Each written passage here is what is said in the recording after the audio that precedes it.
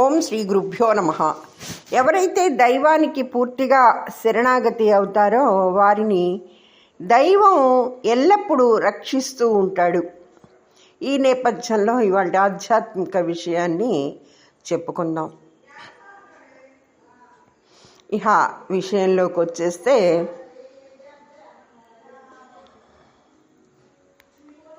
అరిషడ్వర్గాలలో క్రోధం ఒకటి. క్రోధం అంటే కోపం లేదా ఆగ్రహం. మన మనసుకు నచ్చని విధంగా మన అభిప్రాయాన్ని మరొకరు విమర్శించినా లేదా వ్యతిరేకించినా లేదా అసలే నచ్చని విధంగా ప్రవర్తించినా వారిపై మనకు కలిగే వ్యతిరేకానుభూతిని లేదా ఉద్రేకాన్ని కోపంగా చెప్పవచ్చు. దీని పర్యవసానంగా ఎదుటివారిపై మాటలతోనో చేతలతోనో దాడి చేయడం, వారిని దూషించడం వంటి వికారాలకు లోనై దానివల్ల ఎదుటివారి దృష్టితో పాటు చూసేవారి దృష్టిలో కూడా మన స్థానాన్ని దిగజార్చుకునే అవకాశం ఉంటుంది. అందుకే కోపం కలిగే సందర్భాలలో ఆవేశానికి లోను కాకుండా మనని మనం స్వాధీనంలో ఉంచుకోవడం అవసరం. ఎందుకంటే స్మృతి తప్పడం వల్ల ఎప్పుడూ నష్టమే. ఈ ఎరుక నశించడం వల్లనే మనిషి అజ్ఞానంలో పుడుతుంటాడని చెప్తుంది శాస్త్రం. కోపాన్ని నియంత్రించే బదులు కోపమే మనల్ని నియంత్రిస్తుందా అంటే, కోపాన్ని అదుపులో ఉంచుకోవడం ఎలా సాధ్యపడుతుంది అంటే, కోపం రావడం కరెక్ట్ కాదని మనం ఎన్నోసార్లు చెప్పుకున్నా ఆవేశంలో కోపాన్ని అదుపులో ఉంచుకోలేకపోవడం చాలామందికి జరుగుతూనే ఉంటుంది. కోపాన్ని నియంత్రించడం ఎలా అన్నది ప్రశ్న. దానికోసం మనం ఏం చేయాలి? కోపాన్ని అర్థం చేసుకోవడం. మన చుట్టూ ఎవరైనా సరిగ్గా మనకు నచ్చని పని చేస్తే దాన్ని మనం స్వీకరించలేము. ఎవరైనా తప్పుడు పని చేస్తే క్షణంలో కోపం ఒక అల మాదిరిగా వచ్చి వెళ్తుంది. మళ్ళీ ఆ సంఘటనలని తలుచుకుంటూ బాధపడతాము. కోపంలో మన జాగరూకతని, కాన్షియస్నెస్ని కోల్పోతాము. మొదటగా తెలుసుకోవాల్సింది ఏంటంటే, కోపం ద్వారా భయాన్ని, దుఃఖాన్ని కలిగించగలమేమో కానీ ఎప్పటికీ మనసులోని అసంపూర్ణతని తొలగించలేము, అంటే శాంతిని కలిగించలేము. ఎందుకంటే కోపం అనేది రజోగుణం.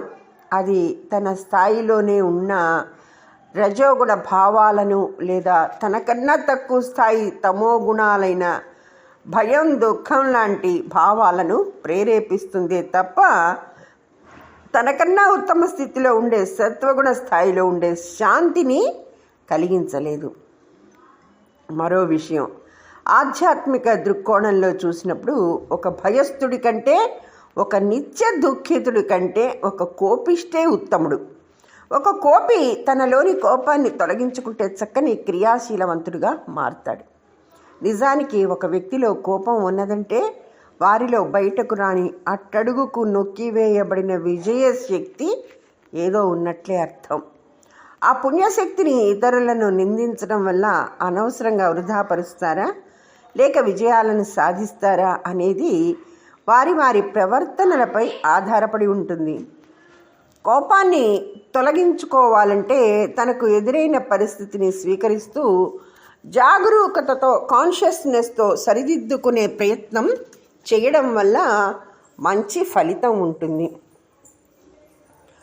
అవసరమైనప్పుడు కోపాన్ని ప్రదర్శించడం వేరు, కోపపడడం వేరు అన్నది మనం గుర్తించాలి.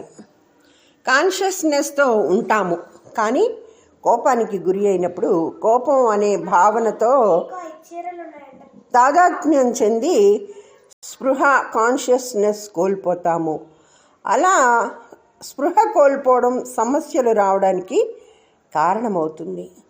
చాలా సందర్భాలలో మనం సరి అయిన విధంగా ఆలోచించకపోవడం, అవగాహన చేసుకోకపోవడమే కోపం రావడానికి కారణమవుతూ ఉంటుంది. దీన్ని ఒక ఉదాహరణ ద్వారా అర్థం చేసుకోవచ్చు. ఒక సాయంకాల సంధ్యా సమయంలో ఒక వ్యక్తి దేవాలయంలో దేవుని దర్శించుకొని ప్రశాంతంగా ధ్యానం చేస్తున్నాడు. అదే సమయంలో ఇద్దరు పిల్లలు అక్కడ విపరీతంగా అరుస్తూ అల్లరి చేస్తున్నారు. ధ్యానం చేసే వ్యక్తి ఎంత సముదాయించినా పిల్లలు అదే తంతును కొనసాగిస్తున్నారు. ఆ వ్యక్తిలో అసహనం పెరిగిపోతూ వచ్చింది. ఆ పిల్లలు ఆడుతూ తిరుగుతూ ఉంటే వాళ్ళ కాళ్ళకు తగిలి అతని పూల బుట్టలో ఉన్న ప్రసాదం దూరంగా పడిపోయింది. సరిగ్గా అప్పుడే ఆ పిల్లల తాలూకు వ్యక్తి పిల్లలను తీసుకెళ్ళడానికి వచ్చాడు. ఈ వ్యక్తి పిల్లలపై ఉన్న కోపాన్ని ఆ పిల్లల తాలూకు వ్యక్తిపై చూపిస్తూ చివాట్లు పెడుతూ అరవడం ప్రారంభించాడు. అప్పుడు పిల్లల తాలూకు వ్యక్తి శాంతంగా ఇలా చెప్పాడు, అయ్యా క్షమించండి, ఈ పిల్లలు తల్లి తండ్రి లేని అనాథ పిల్లలు. నేను అనాథ శరణాలయం పిల్లలు. నేను ఆ శరణాలయంలో ప్రతి సాయంత్రం ఉచితంగా సేవ చేస్తుంటాను. ఈ పిల్లలిద్దరికీ బ్రెయిన్ ట్యూమర్. పిల్లలు ఆనందంగా ఉంటారనే ఉద్దేశ్యంతో ఇలా గుడికి తీసుకువచ్చాను. జరిగిన పొరపాటుకు మన్నించండి అన్నాడు అతను. అప్పుడు ఆ ధ్యానం చేసే వ్యక్తి కోపం అంతా ఒక్కసారిగా జాలిగా మారిపోయింది. కాబట్టి రజో తమో గుణ పరిధిలోని భావాలు ఎప్పుడూ శాశ్వతం కావు. అవి మన మనసును బట్టి వెంట మారుతూ ఉంటాయి. ఇవే ఉదాహరణలో ఆ పిల్లల తాలూకు వ్యక్తి ఇప్పటికే 10 మర్డర్లు చేసిన ఒక సైకో అన్న విషయం తెలిస్తే ఆ ధ్యానం చేసే వ్యక్తిలో కోపం కాస్త జాలి స్థానంలో కాస్త భయం ప్రవేశించేది. ఆ పిల్లల తాలూకు వ్యక్తి ఒక కర్ర తీసుకుని ఆవేశంతో చడామడా వాయిస్తే దుఃఖం ప్రవేశించేది. ఆ పిల్లలు యవనంలో తాను చేసిన పొరపాటు వల్ల కలిగిన తన పిల్లలే అని తెలిస్తే ప్రేమ కలిగేది. ఇలా అవగాహనను బట్టి మనసును బట్టి కోపం రకరకాల భావాలుగా మారుతూ ఉంటుంది. అదే సాత్విక స్థాయిలో ఉండే శాంతి, దయ, నిజమైన ప్రేమ, నిరభిమానం మొదలైన భావాలు ఇలా వెంట మారిపోయేవి కావు. నిజానికి కోపం అనే భావం పుట్టుకతో ఉండే భావం కాదు. పుట్టినప్పుడు సుఖం, దుఃఖం అనే 2 భావాలు మాత్రమే ఉంటాయి. తర్వాత ఆ భావాలు విస్తరించి రకరకాల భావాలుగా మారతాయి. ఈ కోపం అనేది దుఃఖజన్యమైనది. కోపం రావడానికి గల కారణాలు కొంత పరిశీలిస్తే కనుక శరీరానికి, మనస్సుకి సరైన విశ్రాంతి లేకపోవడం, పాత జ్ఞాపకాలు మనసులో ఇబ్బంది కలిగించటం, తప్పుల్ని లేక అసంపూర్ణతని అంగీకరించలేకపోవడం, సోమరితనం, అవగాహన లేదా జ్ఞానం లేకపోవడం, భయం, విజయశక్తి సన్నగిల్లుతూ పరాజయశక్తి వృద్ధి చెందడం, దురభిమానం, గర్వం, మోహం, ప్రేమరాహిత్యం లేదా ఒంటరితనం, ఆత్మన్యూనత, సమయపాలన లేకపోవడం, తన పట్ల తనకే ఉన్న అసంతృప్తి, అనుమానం. ఇలా కోపం రావడానికి రకరకాల కారణాలు ఉంటాయి. ఆహార శుద్ధౌ సత్వశుద్ధి, సత్వశుద్ధౌ ధ్రువాస్మృతి అని శాస్త్రం మనం తీసుకున్న ఆహారం మన శరీరంపై, మనసుపై తప్పనిసరిగా ప్రభావం చూపుతుంది. అప్పుడప్పుడు మనం చాలా ఉల్లాసంగా, ఉత్సాహంగా ఉంటాం. కొన్ని రోజుల్లో చాలా అలసిపోయినట్లు ఉంటాము. తిన్న ఆహారం శరీరం, మనోభావాలపై చాలా ప్రభావం చూపుతుంది. కొన్ని రకాల ఆహార పదార్థాలు మన శరీరం, మనసు అలసిపోయే విధంగా చేస్తాయి. వాటిని తీసుకోవడం తగ్గిస్తే కోపాన్ని అదుపులో ఉంచవచ్చు. సాధారణంగా మసాలా, నూనె ఎక్కువగా ఉన్న పదార్థాలు, అనవసరపు చిరుతిళ్ళు, అపవిత్ర పదార్థాలు మొదలైనవి అశాంతిని ఎక్కువగా కలిగిస్తాయి. అలాగే అశాస్త్రీయ, అనవసర ఉపవాసాలు, అతిగా తినడం కోపాన్ని ప్రేరేపిస్తాయి. సరైన విశ్రాంతి తీసుకోకపోవడం కూడా కోప స్వభావాన్ని పెంచుతుంది. ఒకరోజు రాత్రి పడుకోలేదనుకోండి, తర్వాతి ఉదయం ఎలా ఉంటుంది? తరచుగా కోపం వస్తుంది కదా. మన శరీరంలోని అలసత్వం మరియు అవిశ్రాంతత వల్ల మనం అసహనానికి, ఆందోళనకి లోనవుతాం.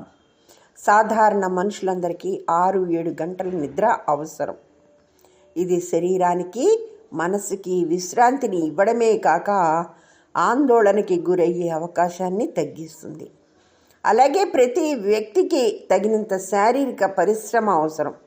అలా తగినంతగా శారీరక పరిశ్రమ చెయ్యని వ్యక్తికి మానసికంగా తనకే తెలియని ఒక అసంతృప్తి పెరుగుతూ పోతుంది.